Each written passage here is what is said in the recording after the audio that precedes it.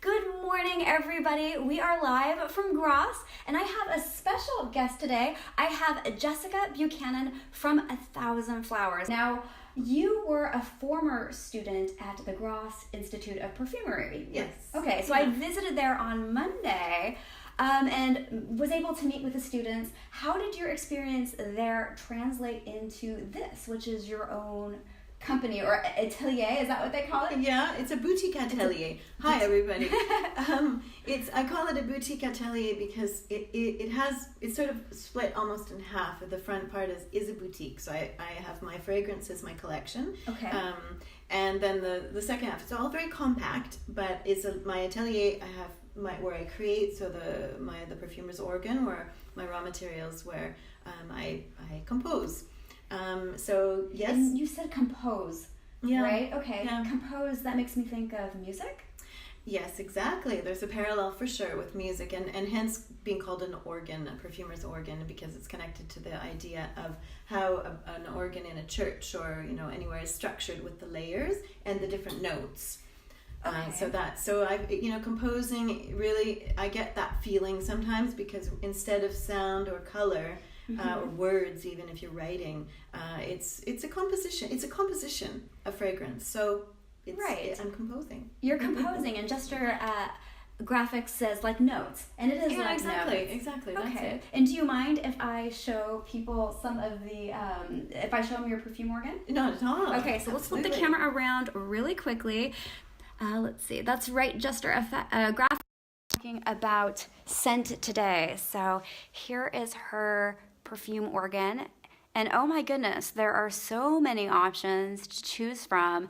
How do you keep it all straight? Does this have any sort of organization to it? It does. It's primarily alphabetical. Okay. And then I have some grouping inside the alphabetical as well. So I have the sandalwood, all my sandalwood materials together. I have my patchouli materials together, but primarily alphabetical, because it's a system of, you can see all your materials. That's the point of it being done in tiers. And then there's a structure. I always keep everything in the same place so that you don't have to look for anything. If things are on a flat table, it's definitely not as practical. Oh, it gets harder to see the label, so it gets really you have to be able to see your materials. Like, see, this is your palette, and it has to be kind of three-dimensional in the sense of height, because it's all there ready for you. We had talked about the Grasse Institute of Perfumery, which we visited on Monday earlier. Oh, yes, no problem about the view, Jester. It is a great view, right? It's a very, very cool organ. So we talked about the Grasse Institute of Perfumery, and we were there on Monday. How did you end up building your own business out of this? I had created my company in Canada in 2000, actually, to begin with. Okay. And so I've always been an entrepreneur, always wanted to have my own little company, but definitely started in aromatherapy naturals first. Okay. And then became fascinated with natural perfumery and decided to come to France to the Grasse Institute to train really in perfumery, so I could learn how to do it, because it's such a specialized field. Right, and do a lot of the students that are there, do they have previous experience either in aromatherapy or cosmetics, or not at all? Some do. Some have degrees. I mean, some have masters in chemistry or marketing or that sort of thing. Some have absolutely no experience. So it really is varied. I think now the school is definitely looking for the most preparation degrees or whatever. Chemistry, for example, is helpful. Right. Me and other perfumers might not agree that it's necessary, because you learn chemistry along the way. It's very specific chemistry to perfumery. Right. So the basics, of course, it's helpful to know, so you understand the different families and so on. With so many students with so many different backgrounds, what do you think is one of the key factors that GIP looks for, Grasse Institute of Perfumery? What is one of the key factors that they look for when they're trying to find students then? Of course, you have to be able to smell. Okay. Yeah. That's like the essential. It's helpful to have a good sense of smell, so that you can smell different concentrations. You can smell two dilutions and tell which one is more concentrated than the other. Right. Those sorts of things. So that's obviously the basic. If your nose doesn't work well, you can't be a candidate. Okay. Secondly, you have to be realistic. So if you come in with the big dream of I'm going to be a perfumer, it's not a guarantee that is going to happen. So there is some observation about realism, about being realistic, and about being open, because there's lots of other roles and jobs in the perfume industry other than perfumer that are equally interesting, equally important, like an evaluation, for example, becoming an evaluator. That's something. There's a lot more job opportunities as well for other roles than there are for perfumers. I see. So they're really looking for someone who is ambition, but they have some pragmatism. Pragmatism, and that's what passion. Oh, okay. You have to be passionate about it. You have to be good at problem solving. Right. You have to have a good grasp of the English language for this particular school, because it's taught in English. But really, that problem solving is really important in perfumery when you're composing, for example, or you're working on a brief for a client.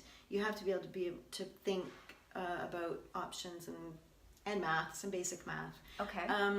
But without passion, it's too challenging. You need to have the fire, the passion behind your path, really, to learn, because it's years and years and years and years of practice. Right, and it's very difficult to be a perfumer, is that right? It's very, very challenging. Challenging, okay. Challenging.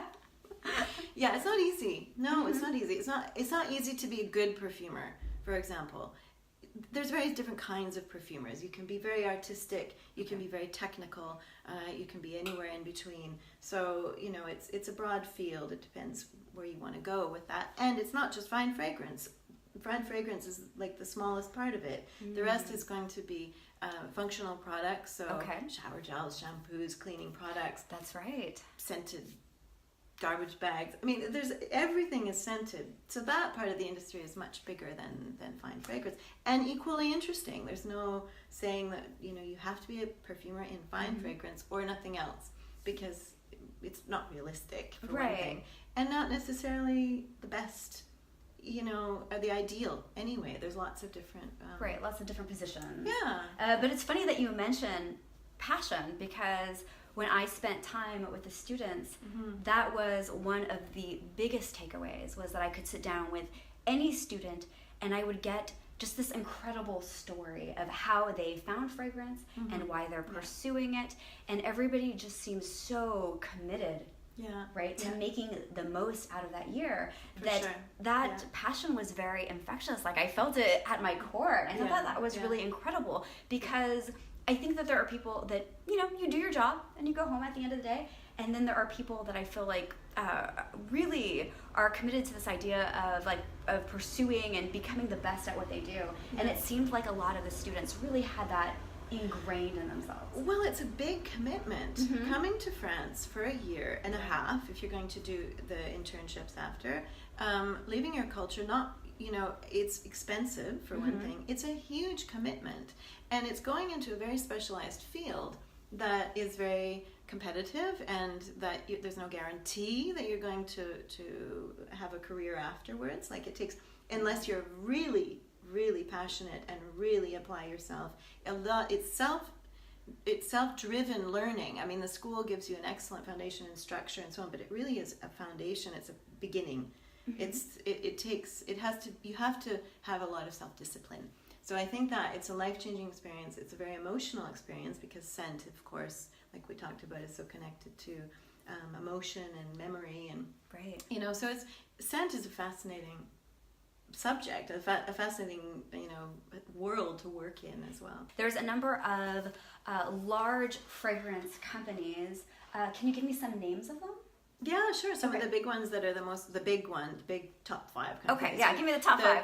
Well, I'm sure they fluctuate a little bit in there, but basically we've got Givaudan, we've got Firmenich, we have Robertet, we have Man. What are some of the other? Those are the main sort of big players. But those are the examples of what I'm talking about. I'm not talking about big brands. Like, I'm not talking about Chanel or Guerlain or that sort of thing. I'm talking about the big houses that produce raw materials. They're old, like they've been around for some of them are approaching 200 years right. old. And they have a lot of expertise, right? Yeah, they have a panel of perfumers. They do raw material production, naturals and synthetics. And they create for clients. So they get a brief from L'Oreal or a brief from Dove or the Body Shop or any of the big groups, big brands, and they create the scent for that new shower gel collection or that new air freshener line or that sort of thing. Yeah, I think it's fantastic actually that you're making that connection for us, because most people, including myself, when I interact with a fragrance, I have it tied into a brand, right? Like, I have a perfume maybe by Estee Lauder, for example, right? But what happens is there's the brand, but when brands need to source raw materials, and so they go to these companies to get... And they source perfumers. And so the perfumers are in those companies. So the perfumers then, they'll compete too, right? So they'll compete for those briefs. And if they win a brief for, one of the big names like that, then they do the production of the product. The brand creates the story, the brief. They create this, they want this story, they want this target market, this face, this is the actress, the whole story of what they want around the perfume. They give that to the company, to Firmenich or to Givaudan or, and then they create, so the evaluators, remember that's another important job in the perfume industry, they communicate between the client with the brief and the perfumer. And so to make the best fit for the fragrance, for example, and the brief that the client is asking for. I see. Wonderful. Wow, it's nice to get that behind the scenes understanding of what's going on. So when I talk about fragrance, and you guys have seen my videos, at some point I will be doing more videos on fragrance. Now I'll know the behind the scenes and all the roles that sort of go into that. Very neat. Yeah, no one knows about that whole behind the scenes thing. I mean, they don't even know really like the stability testing and all of that stuff, months of stability testing before a product is launched. Right. To make sure that it's stable, it doesn't change color, the scent doesn't change, it doesn't, whatever, separate into water, and, if it's a lotion or that. Right. A lot of work goes into sort of even mass market commercial products that we see on the shelf. Right, so let me ask you this. A lot of consumers are hesitant about synthetic fragrances. Should they be? Should they not? What are your thoughts on that? It's an interesting subject because I used to be when I came to Grasse for perfumery school, I was opposed to synthetics. I was an aromatherapist. I was working only with naturals, had the idea synthetic is bad, natural is good. The more I've learned, the more I realized that we can't be quite so general, because there's definitely lots of naturals that are full of allergens that you have to be careful on the dosage. That they're very powerful materials as well. Right. And synthetics, there's some that can have allergic concerns. Other ones that are biodegradable, others that aren't biodegradable. So we make a choice in there, like in musks, for example. Right. It's a huge group of different molecules, so it's hard to really put everything into one big basket of bad.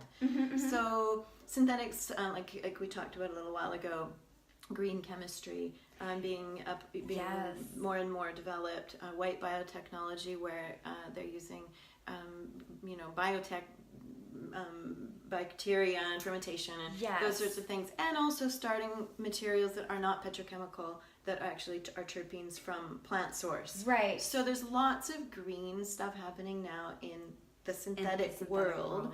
And also that synthesize. There's synthetics that are molecules that don't exist in nature at all, and there's synthetics that are nature identical, so they're synthesized molecules of what already exists in naturals. So it's a huge subject, and something that I choose not to use polycyclic musks because they're not biodegradable. That's going to be coming more and more mainstream, which is great to see. The consumer is asking for responsible chemistry and, of course, naturals. But all natural isn't necessarily practical either, because there's only a certain amount of production. We don't want things like the palm disaster of cutting down the jungles to make palm oil. That's a really good point, right? Yeah.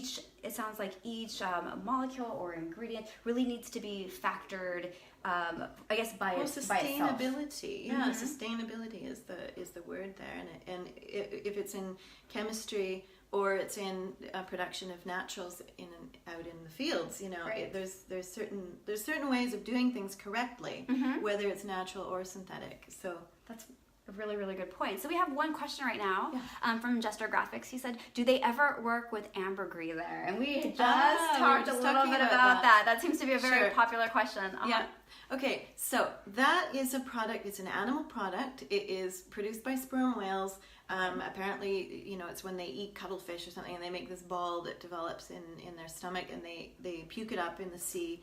And Whale vomit. That's what you're telling me. yeah, in a way, kind of, because it's something they expel because it's not digestible and so on. So they expel it. It ages. It floats around in the sea, and then Okay. it's found and. It is tinctured in alcohol, and it was used a lot in perfumery, earlier perfumery. Modern perfumery, not so much. One, because it's an animal product. Two, because it is very limited in availability. Okay. And three, because there's been synthetic molecules that can replace that effect. see. Right? So in Grasse, I would say no. I've never worked with it actually, and in commercial fragrance, there's just not enough to make that a feasible product. What was to the use. value of it when they were using it? What did it bring to a perfume that people really liked? As a fixative, okay.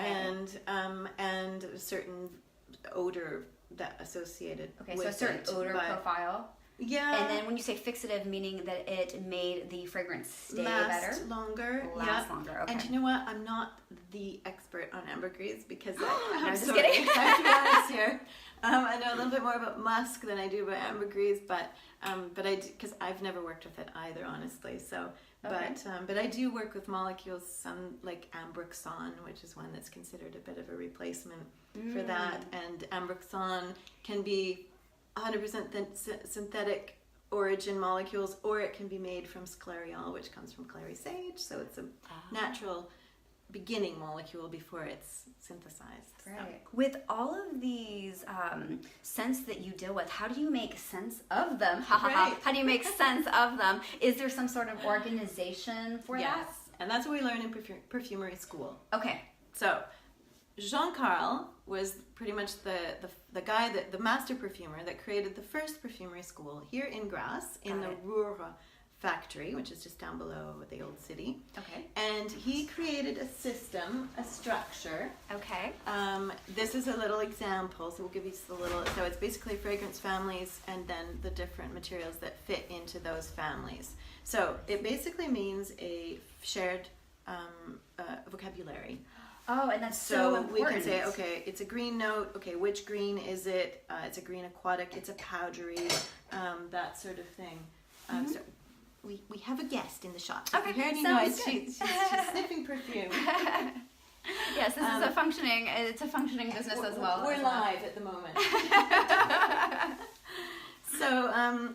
So that's how we do. We learn in perfumery school. That's the first thing that we start learning, because the first thing you learn is raw materials. You spend a lot of quite a few months studying the individual raw materials in naturals and synthetics. Right, and I got a little taste of that on Monday. We got to see people describing the raw materials, and so it's really important. Just like you learn French when you come to France, you have to learn the language of perfumery. You have to be able to speak it, and if you're not all on the same page, then you have no idea what you're talking about, right? There's no common language, and so it's building that common language so you can describe the ingredients. Exactly, and that's so, especially sharing in the industry, so that we're all speaking the same language when we're communicating on a brief, or or in marketing and that sort of thing, that we have the most shared vocabulary possible, because otherwise scent is very subjective. It is. Right, like, got to nail it down somehow. Words are the way to do that. Exactly. Well, thank you so much for your time. This has been so fascinating. It was a pleasure, and thanks everybody for joining us too.